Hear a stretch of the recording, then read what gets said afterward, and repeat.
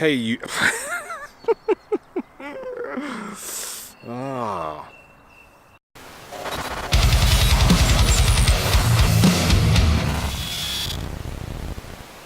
What's happening? Mikey here for another vlog, and indeed this time I'm just going to take charge of the situation a little bit more than I ordinarily would. So let me explain. I'm currently on the road filming Antiques Road Trip for BBC, working for STV Productions, because I work in productions and indeed I'm a drone pilot for the show. Oh, so far I started this in March, pretty much 4 weeks on the road now. What's happened since then? Well, this has happened since then.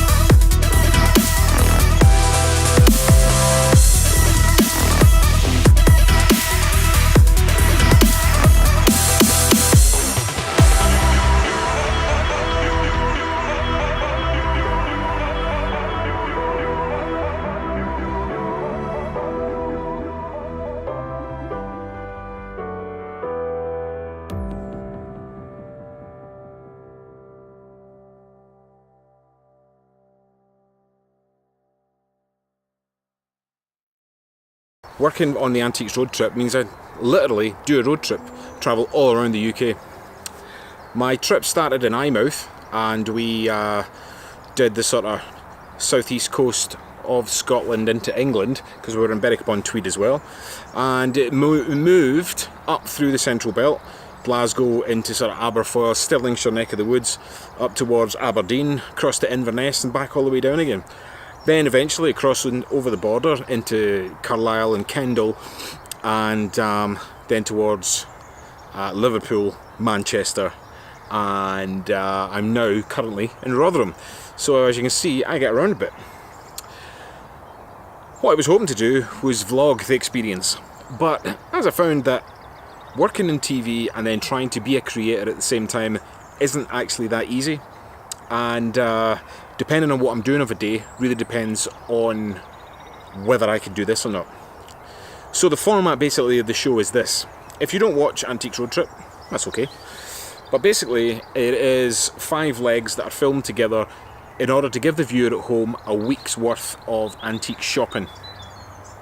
So we film 5 legs, and each of those legs is 2 shopping days and 1 auction. And in the world of TV, that translates to 1 45-minute episode. I've decided that it would be easier if I just started afresh. Obviously, I just showed you that section of things that I've been doing up until now, and I had actually recorded some content on some of the aspects of the show. One of the things we do on the 2 buying days is that because there's 2 teams, we have 2 experts and a team per expert. And on the first day, for me, we do filming in the morning, which involves a classic car, which is another aspect of the show. It's almost like another member of the show. And we do the tracking of the vehicle and filming of the vehicle of wherever we are. and then we would go and do 2 shops. Go shop in the morning and shop in the afternoon. On the second day, we don't have the car, and we are then liable for the area shots. So whatever it is we're shopping that day, we'll go and film some aspects of that area. The other part of that is that we have a visit, and the visit's normally something of historical or some sort of doing aspect for the expert to get excited about. Previously to this, I had shots and vlogs on our visits. Since up until this point, we've done actually a few other visits. We did a visit about golden retrievers, which involved lots of dogs jumping in and out of a river, which is pretty much what the name says, golden retriever. They are golden coloured and they retrieve stuff. In this case, it was like a hacky sack for dogs from the river. Anyway, we did that. We also did a rock climbing visit as well. But as you can imagine, when you're a production and you have to carry kit, move kit, fly drones, trying to vlog's just not really on. And did prove rather difficult indeed, because the expert that we had that day was a bit not great on the feet, so I had to help them as well. We also did a visit to the Football Museum in Manchester. We also did a visit to Prestwick Golf Course.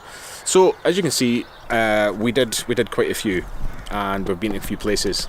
However, each time we've been to a visit, it has involved me doing my job. So my problem with vlogging while working on the show has been that, well, I concentrate on working on the show rather than vlogging because it's my main and primary source of income. Well, I am a freelance photographer and videographer. I'm also a freelance drone pilot, but currently being paid to do drone work. So I can't really run the risk of doing anything silly that would risk my income. Because a lot of vloggers, well, if you look at some of the guys over the water in Canada and North America, they seem to make quite a comfortable living from it all. Not really sure how they do it, because sometimes the content's not really that great. It's just a video of them having fun doing something, but they seem to be making money from it. But the whole purpose is that they can film themselves doing that. That is the purpose of their vlog, filming themselves doing that. The purpose of my vlogs was just to give an insight really as to what I do, but it has proved actually quite difficult to do. Irrespective of that, I decided on my long journey down here, it's taken me 6 hours to get here, and I'm just outside Sheffield, so it's taken me quite a while to get here. But it's a nice hotel. As you can see behind me, it's quite a grand setting, and not the worst hotel I've ever stayed in. And one of the great things about working on the road trip is that you get to view various parts of the country you wouldn't ordinarily get to view at any other time. I worked here last year and I covered a good number of 1,000 miles. As far as my cohort and compatriot who works in the South team, Dan, he's a drone pilot also. I think at one point we'd circumnavigated the Earth in miles. Which would be the equator, around the equator once, I think, or once in a bit, as far as I remember rightly. So it just gives you an idea of how many miles we do. Last year I worked in the South team, so last year I was in places like Bristol and Devon and Cornwall, Norwich and all around there. And this year I was in the North team, hence my travels all the way up to Inverness and all the way down, all to here. Just near Rotherham, Sheffield, Manchester, all these kind of places. So on the back of this, I will be filming a couple of days with my 2 experts on this particular leg, which I think, if memory serves me right, is this will be leg 4. So we've only got 2 legs left for this couple, and it's James Braxton and Rue Irvin, who are both experts in the respective fields of antiques. Going forward, I'm unsure how I'm going to play this. I may continue just to film myself at these visits and have a bit of fun with it, or not really sure how to do it. At the start of the year I did say I was going to try and do some sort of tutorials based on videography and photography, but to be honest I'm not really finding the time to do that, and I have noticed quite a lot of this happening with newer based vloggers online. Anyway, I find it really, really hard to find similar YouTubers to myself who work in this kind of industry in the UK on YouTube. There are YouTubers in the UK who I do watch and I do follow is my friend Stuart McMillan. He's a landscape photographer and a really good photographer at that. And he started vlogging, but I know he has a job out with that, and it's still very much a hobby, as well as, you know, he does cracking work, and he probably does pull in a little bit extra cash for what he does. But that's not his primary role for doing his vlog. I'll link the description below. Some of the places he goes to are pretty cool. There's Tamara Gabriel as well, who she's a vlogger also, but then she's a videographer, cinematographer, and you can see she does a lot of tutorial work, and she's had, well, I've watched a few that kind of helped me out of a sticky situation once or twice before. But her vlogs are in lesser number than anything else, so obviously her audience or her take on this is slightly different. There's James Popsis as well. I really like his channel, and he actually just talked about this on an episode recently that I just watched, in that he was unsure about how his channel was going to form. You know, we'll all are in agreement that we enjoy doing it for a reason, and the longevity of it, but there's a certain fog over the channel about how one proceeds. I've got a lot of stuff on my channel already, these cine vlogs when I work with models, or if I'm doing photography, or if I'm doing landscape photography. I tend to have something that splices my photography with my aerial photography and my filming, and a kind of all-encompassing, and they all get various views, and so my numbers are still very new in comparison to a lot of these people that I've just mentioned. But you should check out all the links. I'll listen to it. But if you are a vlogger and you're in the UK and you do have a film and TV or photography related background, hit me up, let me know in the comments, because I'd love to know how you manage it or what you do. Or people like to collaborate as well, and I'm finding that one an odd one to kind of get my head around, because I haven't met anybody. I work in this industry, but I seem to be the only one that does it. I mean, there's probably loads of people who do it, but where are you all? So today's episode really establishing what I'm doing, where I'm doing it, and it's really just a journey of me on the road trying to facilitate working and vlogging and being a creator, trying to get paid in a sort of commercial sense and work for myself. Because I'm freelance, I kind of go wherever the money is. But when I get contracted to do work like this within TV, what's not to really like about that one? So, yeah.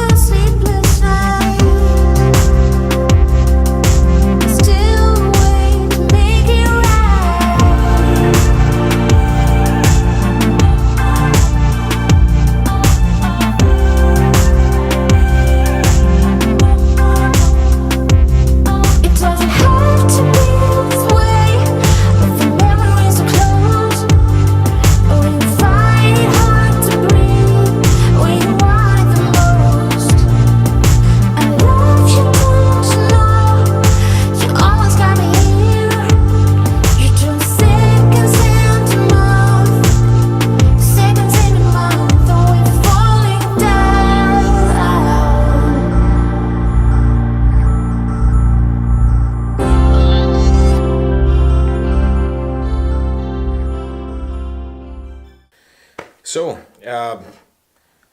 that is Ashton Hall, and that is it for me for well, this part anyway. I'm going to go and get some dinner, meet up with everybody, and hand out some cash and all the kind of things that happen with the production the night before an auction. So I'll see you in the morning.